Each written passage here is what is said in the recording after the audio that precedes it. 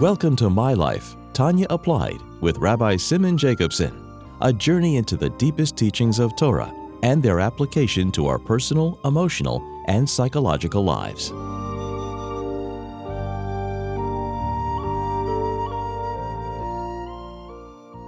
A good tevach, a good week, and a good year, where we be able to be mamshich and manifest Zman Cheruseinu, the freedom of Pesach, into all the days and all the routines and all aspects of our lives. We continue our journey in the life-changing Sefer Tanya. This program is made possible by Rena Lights LLC and is in honor and memory of Rabbi Yosef Halevi Weinberg Olav Shalom, Rabbi Moshe Pinchas HaKohen Katz Olav Shalom, Rabbi Yael HaKohen Kan Olav Shalom, and is in schus and merit of Rabbi Zevi Cheskel HaKohen Katz and Risha Katz, Le'erech Yomim V'Shanim Tevis, for many long, healthy years. It's also in schus and merit of all our brothers and sisters in Eretz Yisrael, Eretz HaKodesh, especially the soldiers on the front lines. May Hashem protect them, protect all the hostages, and may they all come out unscathed, intact, and may we finally have a total nitzachon and march straight into the Geula Amitis v'Ashlema ki meit seischem Eretz Mitzrayim arenu niflois. As it was when we left Egypt, we shall see wonders as we march into the Geula Amitis v'Ashlema. We are middle of Perek Yutes, chapter 19 in Tanya, speaking about the continuation from chapter 18, L'Tesvus Biur, coming to explain the inherent love, the inherent connection of a neshama to God. In earlier chapters, as we discussed at length, he spoke about how a neshama coming down into this world, where it is kavyochel, so to speak, separated from the divine. Not separated essentially, because we're learning here clearly that's an essential part of the soul that it gravitates to and is connected to God. But in Giluim, in all practical purposes, like we say every day, Neshama shenesata bi tahirihi, ata barosa, ata yitzarta, ata nafachta bi, ata meshamra b'kirbi. So the neshama, as it comes down, like the Alter Rebbe says later in chapter 20 in Ageres HaKodesh, Yotzu v'nifradu. The neshama comes down in the language of Chassidus, alakus shenasi yesh. So it's a chelik alikam mamish, but it travels through and it manifests and assumes the properties as it enters inside of a body in this world, and is subject to all the elements, as we learned, the melchama between nefesh alikis and nefesh habamis. If the neshama completely remained aloof or beyond transcendent, it wouldn't have to contend with the melchama. So the neshama clearly comes down below, and the kavanah is that down below, as it is through Aveda, through our contemplation, we should awaken and stimulate and give birth to midas, to love and reverence of God, as we learned up to chapter 18. And how that's Korev Elecha Dover Me'ed, how we all have the capacity to be a Beinani, etc. Now he's going back to another component which is critical, and that is that regardless of that Aveda, though it's absolutely necessary, because the kavanah is to bring it out in a very manifest and concrete way in this world, neshama b'guf, but we should know that we also have an element of inherent connection. Now that inherent connection needs to be found and needs to be worked on to bring it out as revealed as well, because it's an ava misoteres, as he made it clear. It's a hidden love. As long as it remains hidden, as we'll discuss later in this chapter, it's something that needs to be revealed. But it gives us an additional element to understand Korev Elecha Dover Ma'oid.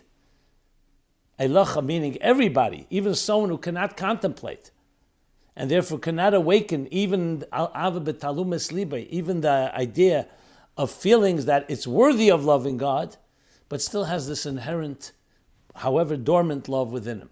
In chapter 18, we learned different aspects of it. We learned how it's a Yerusha Lanu Me'aviseinu, how it comes from Aviseinu, and we also learned the aspects of how it works and how it manifests in Chochma Shebenefesh. That's what we learned there. So we learned the Shadish of Ahava and Eich Yerusha Lanu. In this chapter, he's going to teach us how inyana, what is the inyan of this love. So it's a taste of his beer to explain, and he explains it with the pasuk Ner Hashem Nishmas Adam. Just like a flame, naturally, not through avodah, not through work.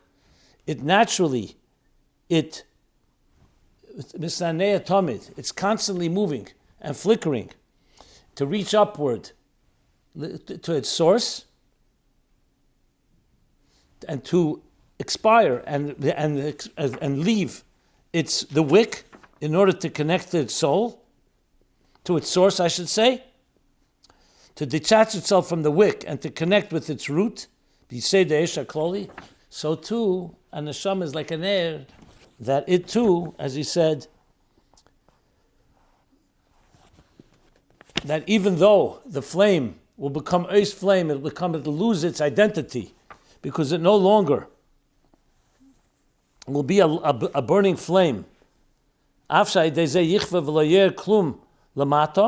Leaving its wick, it will become extinguished and cease to shine below, and also in its source, it will become completely nullified and absorbed in its source. Nevertheless, then the flame naturally is inclined to go there. So that gives us an example. Ner Hashem Nishmas Adam, so too, Kach Nishmas Adam. Say the same too with Nishmas Adam, the soul of the Adam, which is Yisrael, Shenikra Adam.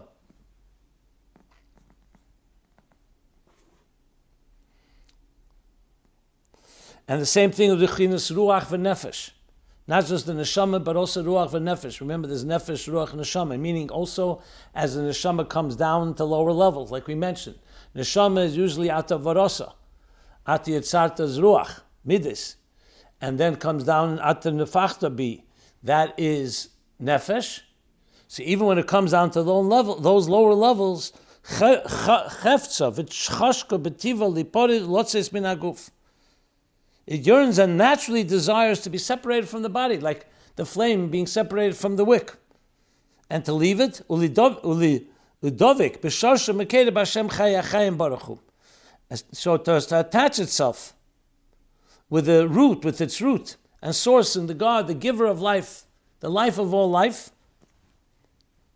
Hagam, here too, even though by departing from the body, the soul becomes null and void, Shetia Ayin ve'efes, with his battle sham b'mitzias, and it loses its gamri, and the soul completely loses its identity there, meaning its individual identity, because it's being reabsorbed in its source.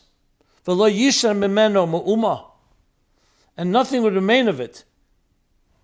Memuhusav atzmus harishin, of its original character and substance, which we'll explain and review again in a moment.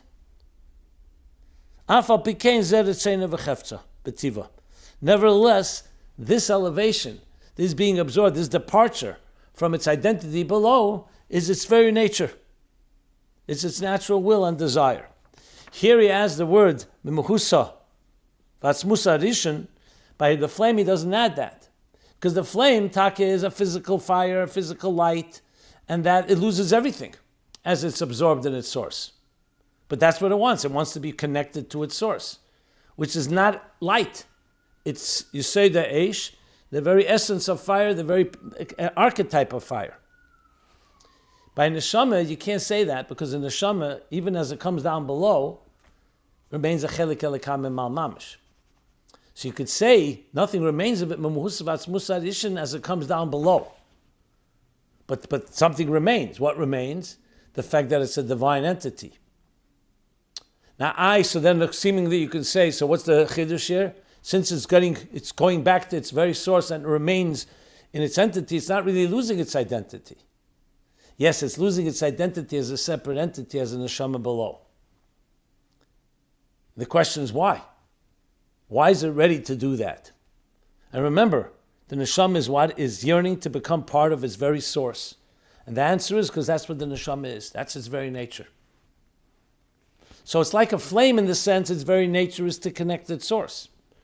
Why it's not like a flame is that the divine, even as it comes below, remains elikus. Okay, so that is what we learned till now, reviewing what we've learned. Again, all this is to explain the very essence of the very nature of the soul. Then the Alter Rebbe explains this word, he says, betiva. What does this word betiva means? So you could say, okay, that's its nature. But nature also comes to explain something here. Remember, all of this we learned in Perek Yud Ches was all a Maila Metam Vadas. This is not based on Seichel. This is not based that the soul has calculated that it's worthwhile for me to connect to my source. Just like the flame does not calculate. It's not a calculated effort based on rationale. It's by its very nature. So Alter Rebbe says this nature itself is also something l'mayla metam v'das. And now he focuses on the word teva, as we learned in the last year. So we learned, he says like this, v'teva zehu shem hamushal l'chol dover she'enu b'chinas tam v'das. As I explained, you can interpret both. You can read it two ways. V'teva zehu shem hamushal, that this very nature and tendency of the flame, and as of the neshama, is shem hamushal, is like a borrowed term to explain. It refers to anything that is not a product of reason and logic. So we call it teva.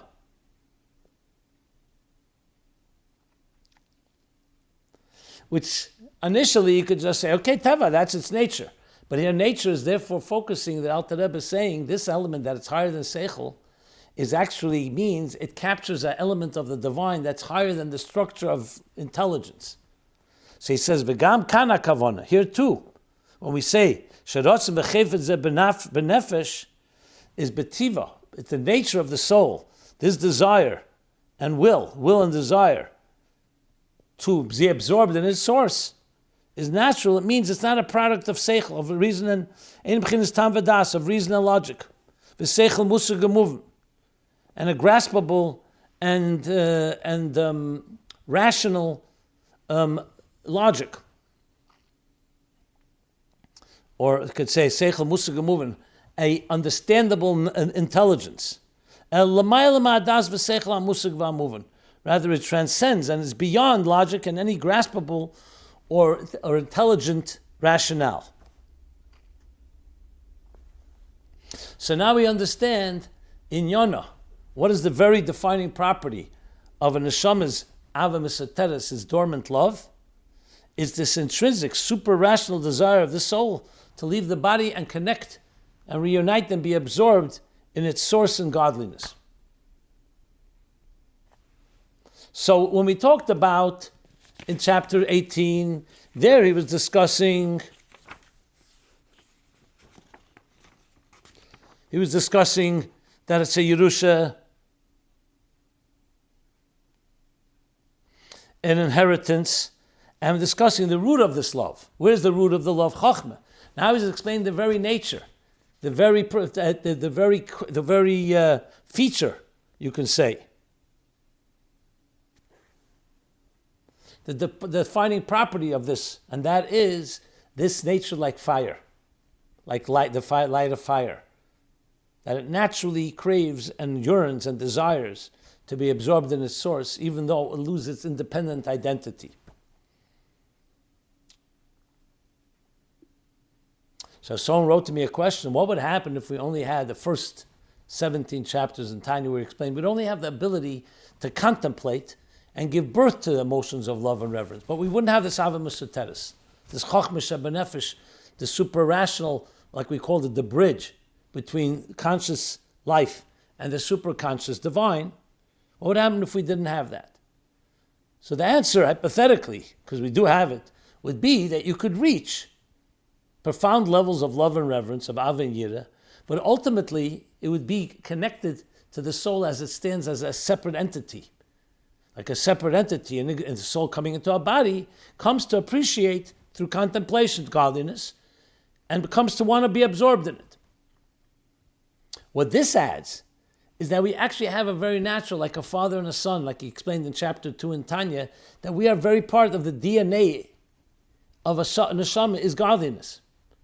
Like the child that comes from tipus me'acha'av, from the etzem me'acha'av, from the very core of the genetic matter of the father, Same two, Banim Atem Lashem Alekechem. So this adds a whole other dimension. The dimension to go beyond the rational, which also means beyond the Neshama Beguf, and connect to that deeper source. So imagine if you could bring both together. The Avodah of generating Ava V'yira, Sichlis. We called Ava V'yira, T'chilu V'rechimu Sichlim. And together with that, this natural love, also through Avodah, then you have the best of both worlds, so to speak. That it's very much connected to us and reaches the Etzem Mamish. At the same time, it also permeates all our faculties because we contemplate on it. And it produces and gives birth to love and reverence that we've learned till now, meaning up to chapter 8, before chapter 18. Okay. Now he brings us back that this that we just described is now connecting chapter 18 with that chapter 19 together with the initial theme in chapter 18. Because all this is not disconnected. In chapter 18 he talked about, as I said, there he discussed the very root, Shorshe, like he called it. Sheirish Avazu, which is a Chochma. Now he explained in Yonah, its personality, which is its defining features and properties of, like the fire that's drawn to its source. So now he says, V'hi b'chinas Chochma shebenefesh.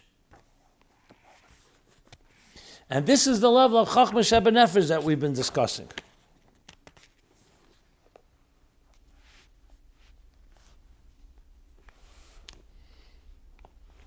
Which comes to explain where's the neshama draw.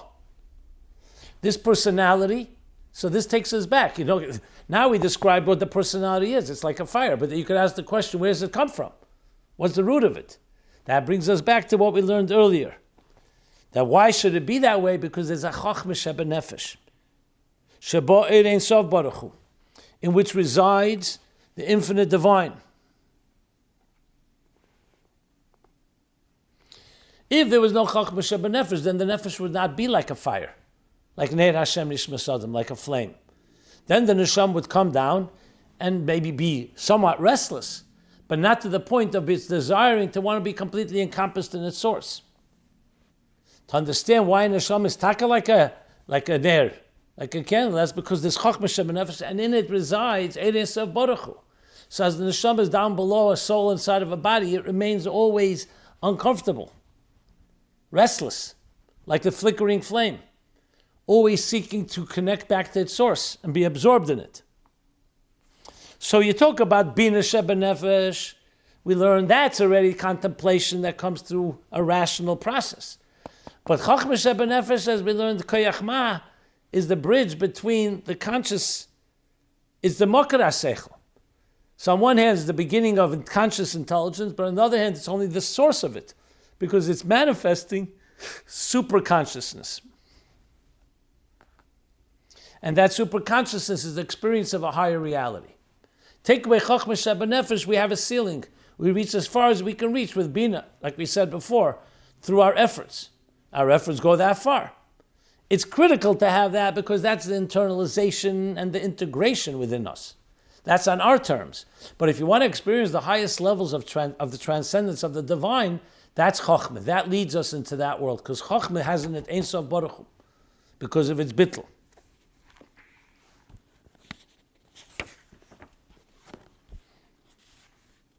That's the Chochma shebenefesh. Okay. Now let's continue. There's a few things that need to be addressed. And that is, so what is the process then? What is the process? Why then is it so difficult? If it's inherent in us, something that's inherent should be extremely easy to access. And yet we call it Ava Mesuteres, and we know we need Aveda. So it's true. It's like we'll learn, it's going to be because the neshama is mislabeshes, manifest in a concealed way within us, but still.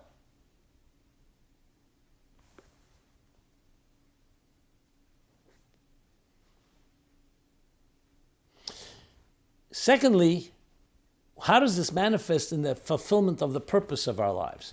We understand that the goal is to draw this Chochma, to reveal and draw the Chochma into all of our lives. So right now we've been talking how it is in the human being. How about the world around us? So the Alter Rebbe is going to address all this now by explaining the context of all the necessities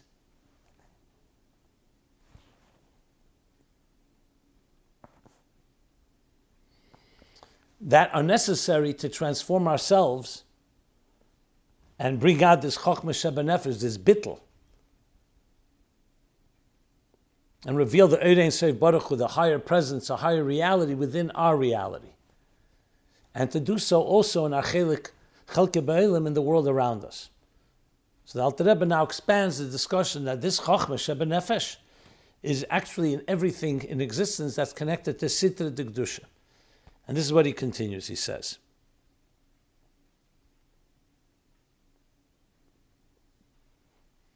V'zeh klal b'chol Sitra D'Kedusha. And this is the rule, a fundamental principle with all forces of holiness. Sitra means the side, the Sitra Achra. We talk about the other side. Like Tzad, Sitra comes from the word Tzad, side, and the Sitra D'Kedusha, the side of Kedusha. Like we learned earlier about the Nefesh HaLekis, Nefesh HaBam, it's like two sides, Yetzer Tev, Yetzer Hara. So the truth that Klal B'chol Sitra D'Kedusha, she'eina ela ma shenimshach mechochma.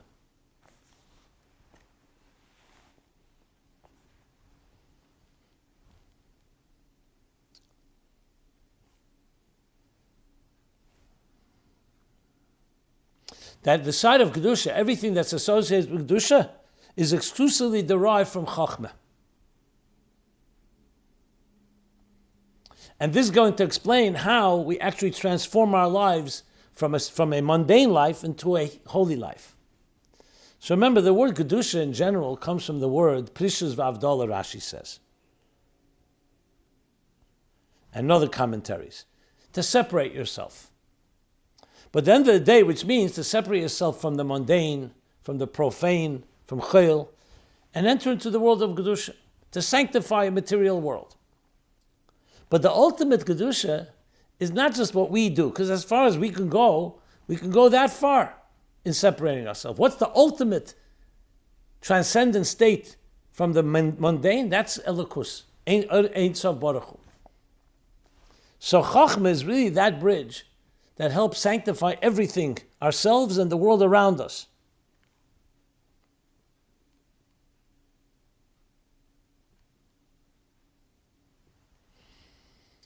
So Chochma becomes now the channel, the interface between everything that's holy into this world. Just as we spoke before, Ein Sof Baruch Hu manifests in Chochma and Koyachma, and that ends up manifesting in each neshama. So now he's saying all Kedusha is that way. Everything that's sacred flows through Chochma. And he explains why.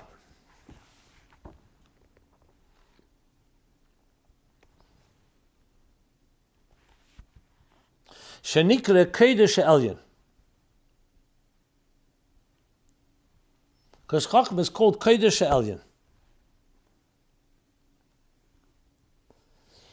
Chochma is referred to not just that it draws holiness, is referred to supernal holiness, Kodesh Elyon. This is in the Zohar, Chele Gimel, Reish Tzadik Zayin Aleph, 297a. So what are we going to see from this? That through Chochma we're able to take anything in existence and channel it and direct it toward godliness, to the highest levels of godliness. Not just Kedusha V'Avdala L'Fiyerech, relative, because Chochma is that bridge.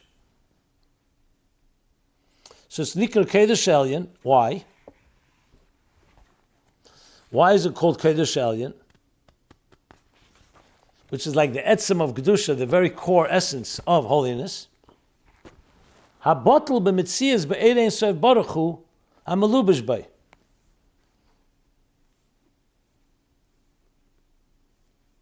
Because Chochma's very identity is voided, is nullified in a positive way.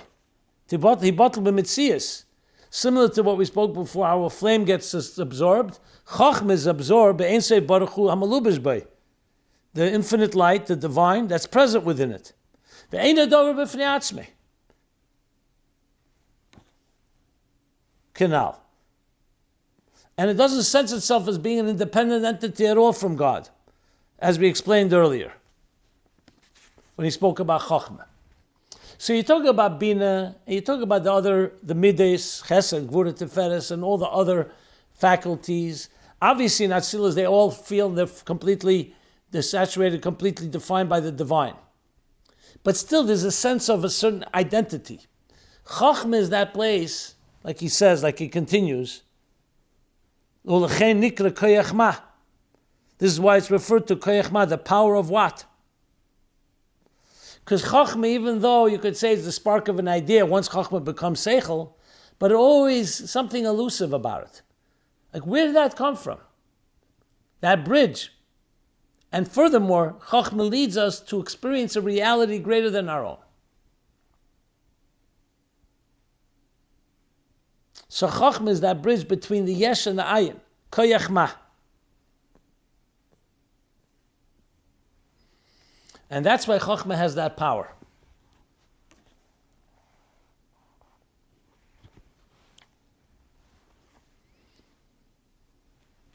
So again, the best way to appreciate it is when you think of what would it be like without that. Without Chochma in our lives, without Chochma in our beings and our psyches, we would have ability to reach great heights, but there'd be a ceiling.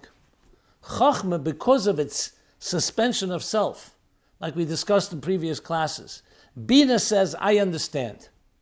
Chochma says, the idea is understood. There's no I. Bina says, ich verstehe. Chochma says, der Inyan ist verstandig. Bina, der Mensch, nimmt der Inyan. In Chochma, der Inyan nimmt der Mensch. In Bina, the person is understanding and grasping the idea, comprehending the idea. In Chochma, the idea is encompassing the person. So, a simple example would be when you're reading something, or you're listening to a piece of music, or you see a beautiful sight in nature. So it's you, I say, wow, that's beautiful. And you talk about it, and you appreciate it. But then there comes a state you get so absorbed, you lose your sense of self. You can't even talk about it. You can't even, because you're completely absorbed in it. You ever read a book? That's Sefer. You get so absorbed you don't even know you're turning the pages. You don't realize you're reading words and letters. You see a beautiful sight, I hear a beautiful song. Just as an example. So without Chochma, we would not be able to be absorbed in a higher reality. That's what Chochma does. So going back, so therefore everything in Kedusha, that's what Kedusha is. It's not about self. It's not about the identity of something, it's about being absorbed in its source. And that's what a neshama inherently has. True transcendent elements, that's its very nature. The Ner Hashem Nishma Sodam. So we'll stop here. Everyone have a good Tavoch and a good Yor. And we'll continue the shir next week. TanyaApplied.com. Be well and kol tov. This has been My Life, Tanya Applied with Rabbi Simon Jacobson. Please join us again next week. Visit ChasidusApplied.com for archived classes and more resources.